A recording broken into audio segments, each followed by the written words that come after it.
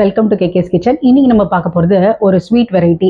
ஜென்ரலாக நம்ம பாயசம் பண்ணுவோம், சேமியா பாயசம், ஜவ்வரிசி பாயசம், அந்த மாதிரி நிறைய பாயசம் பண்ணுவோம். இன்னைக்கு நான் பண்ண போகிறது வந்து கேரமல் சேமியா பாயசம். இது வந்து ஒரு புதுவிதமான அட்டம்ப்ட். நீங்கள் ட்ரை பண்ணி பாருங்கள். உங்களுக்கு பிடிச்சிருந்ததுன்னா நீங்கள் இதை உங்கள் வீட்டில் இருக்கிறவங்களுக்கு செஞ்சு கொடுங்க. ஃபஸ்ட்டு குறைஞ்ச அளவில் செஞ்சு பாருங்கள். உங்களுக்கு டேஸ்ட் பிடிச்சிருந்தா ப்ராப்ளி நீங்கள் ஏதாவது ஃபெஸ்டிவல் டைமில் இதை நீங்கள் சூஸ் பண்ணலாம். வாங்க இப்போ எப்படி செய்யறதுன்னு பார்க்கலாம்.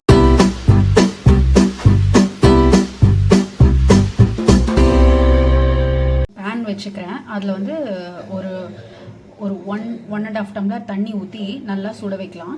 இது பாருங்க, இந்த மாதிரி தளன்னு கொதிக்கணும். இந்த டைமில் என்ன பண்ண போகிறேன், நான் அந்த சேமியாவை இதில் போடுறேன். இந்த சேமியா முழுகிற அளவு தண்ணி இருந்தால் போதும். ரொம்ப நிறைய வைக்காதீங்க, ரொம்ப குறைவாகவும் வைக்காதீங்க.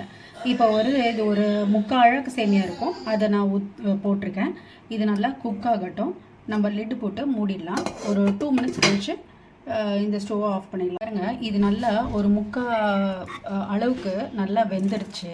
இதுக்கிடையில் நான் என்ன பண்ணுறேன்னா, காய்ச்சி ஆற வச்ச பால் தனியாக எடுத்து வச்சுருக்கேன். அதாவது காய்ச்சி இருக்கணும், அந்த பாலை இதில் ஆட் பண்ணிடுறேன்.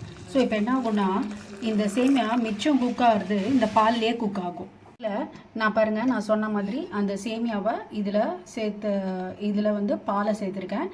இப்போ இந்த பால்லேயே இந்த மிச்சம் சேமியா குக் ஆகுது. அதாவது பாதி வந்து அப்போ குக் ஆயிடுச்சு அந்த தண்ணியில், மிச்சம் வந்து இந்த பாலில் குக் ஆகிட்டுருக்கு. கடாயை வச்சுருங்க. நான் இது கலர் தெரியணுன்றதுக்காக இந்த கடாயை வச்சுருக்கேன். இதில் எதுவும் தண்ணி எதுவுமே ஊற்றாதீங்க. இதில் இப்போ வந்து தேவையான அளவு சர்க்கரை போட போகிறோம். நம்ம இப்போது அந்த குவான்டிட்டிக்கு ஏற்றிருக்க சேமியாவுக்கு இப்போ எனக்கு வந்து நல்லா ஒரு 1.25 அழகு சர்க்கரை போடணும். நான் இப்போ அதை போடுறேன். சர்க்கரை போட்டேன். கொஞ்சம் கூட தண்ணியும் எதுவுமே ஊற்றக்கூடாது. இது அப்படியே லைட்டாக ரொம்ப சிம்பிளாக இது ஒரு 2 மினிட்ஸ் விட்டிங்கன்னா உங்களுக்கு அதோட நெக்ஸ்ட் ஸ்டேஜ் வரும். அப்போ நான் காட்டுறேன். அந்த சர்க்கரையில் நான் எதுவுமே போடல. இதே மாதிரி ட்ரையாக கொஞ்சம் நேரம் அப்படியே விட்டு இந்த மாதிரி நம்ம கரண்டியால் இது பண்ணோன்னு வச்சுக்கோங்களேன், இந்த கேரமலைஸ் ஆகிறது உங்களுக்கே தெரியும். அது வரைக்கும் கொஞ்சம் பொறுமையாக இருக்கணும். தண்ணி எதுவுமே ஊற்றாதீங்க அண்ட் ரொம்ப சிம்மில் வச்சுக்கோங்க. இது வந்து நல்லா வெந்துட்டுருக்கு, ஆல்மோஸ்ட் டன். ஸோ இது வந்து இன்னொரு 1 or 2 மினிட்ஸில் இது ஆஃப் பண்ணிடலாம். பாருங்கள், ஸ்டேஜ் பை ஸ்டேஜ் இது பாருங்கள் எப்படி ஒரு மாதிரி பைண்ட் ஆகிற மாதிரி இருக்குது பாருங்கள். இப்போ அடுத்த ஸ்டேஜ் பாருங்கள், அது அப்படியே மெல்ட் ஆக ஆரம்பித்து ஒரு மாதிரி பாகு கலரில் ஆகுதில்ல, இது கொஞ்சம் ஃபுல்லாக டிசால்வ் ஆகட்டும். இதுக்கிடையில் நம்ம இங்கே ரெடி பண்ணியிருக்கோம்ல சேமியா, இதில் வந்து ஏலக்காய் பொடி போட்டுக்கலாம். நான் வீட்லேயே ஏற்கனவே பொடி பண்ணி வச்சுருந்தேன் ஏலக்காய் பொடியை சேர்த்துக்கிறேன். இங்கே பாருங்கள், இது நல்லா மெல்ட் ஆகிடுச்சு. இப்போது இந்த ஸ்டவ்வை ஆஃப் பண்ணிடலாம். இப்போ இந்த கன்சிஸ்டன்சியை உங்களுக்கு காமிச்சிடுறேன். இப்போ பாருங்கள், சேமியாவும் வெந்துடுச்சு, நல்ல திக்காகவும் இருக்குது. பாலில் பாதி வேக வச்சோம், பாதி நம்ம ஸ்டார்டிங் ஹாட் வாட்டரில் வேக வச்சோம். இப்போ இதுவும் நல்லா திக்காக இருக்குல்ல. இப்போது நம்ம இந்த சிரப்பை இதில் சேர்த்துற வேண்டியது தான். உடனே குங்குமப்பூ உங்ககிட்ட இருந்தால் இதை போட்டுருங்க. ஏன்னா இதோட ஸ்மெல் வந்து இந்த பாயசத்துக்கு ரொம்ப நல்லாயிருக்கும். சூடாக போடுறதுனால அதோட ஃப்ளேவர் இதில் நல்லா இறங்கிடும்.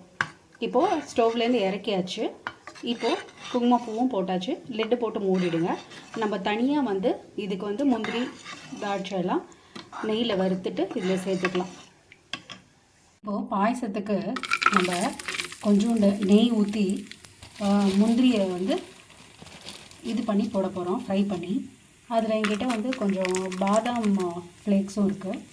இது வந்து சூப்பர் மார்க்கெட்டில் கிடைக்குங்க. இந்த மாதிரி கட் பண்ணியே பாதாம் ஃப்ளேக்ஸ் கிடைக்கும். ஸோ இது ரெண்டுத்தையும் நல்லா நெய்யில் வறுத்துட்டு நம்ம அந்த பாயசத்தில் சேர்க்க வேண்டியது தான். இப்போது ரெடியான நம்ம பாயசத்தில் இதை ஃப்ரை பண்ணி போட்டுற வேண்டியது தான். அவ்வளோதாங்க. இப்போது லுக்கும் பாருங்கள், ஏதோ வெல்லத்தில் பண்ண மாதிரி இருக்கும். பட் சேமியா கேரமல் பாயசம் ரொம்ப ரொம்ப டேஸ்டியாக இருக்கும். அண்ட் கெஸ்ட் வந்து இந்த ப்ரொசீஜர் எப்படின்னு உங்களை கேட்டுகிட்டே இருப்பாங்க. பிகாஸ் சேமியானாலே நம்ம வெள்ளை வெளியர்னு அந்த பாயசம் சாப்பிட்டு தான் பழக்கம். இது வந்து டிஃப்ரெண்ட்டாக இருக்கும், ட்ரை பண்ணுங்கள். ஸ்டெப்ஸ்லாம் பார்த்துக்கோங்க. நான் சொன்ன மாதிரி இது புதுவிதமான அட்டெம்ப்ட் தான். நம்ம நார்மலாக எல்லாருக்கும் அந்த ஸ்மோக்கி ஃப்ளேவர் பிடிக்குமான்றத நீங்கள் வந்து செக் பண்ணிக்கோங்க. அதனால தான் வந்து கொஞ்சம் அளவில் பண்ண சொல்கிறேன். லிட்டில் அந்த சில பேருக்கு ஸ்மோக்கி ஃப்ளேவர் நல்லாவே பிடிக்கும். அதே மாதிரி இந்த கேரமல் பாப்கார்ன் அது மாதிரிலாம் நம்ம சூஸ் பண்ணி கேரமல் ஃப்ளேவர்ஸ்க்கு நம்ம சில பேருக்கு பிடிச்சிருந்து தான் வாங்குவோம். அந்த மாதிரி தான் இதுவும். ட்ரை பண்ணி பாருங்கள். பிடிச்சிருந்தா இதை நீங்கள் உங்கள் வீட்டில் செஞ்சு கொடுக்கலாம். வீடியோ பிடிச்சிருந்தா லைக் பண்ணுங்கள், ஷேர் பண்ணுங்கள் அண்ட் மறக்காமல் சப்ஸ்கிரைப் பண்ணுங்கள். வேறு ஒரு நல்ல ரெசிபியோட நம்ம நெக்ஸ்ட் வீக் சந்திக்கலாம். அது வரைக்கும் தேங்க்யூ.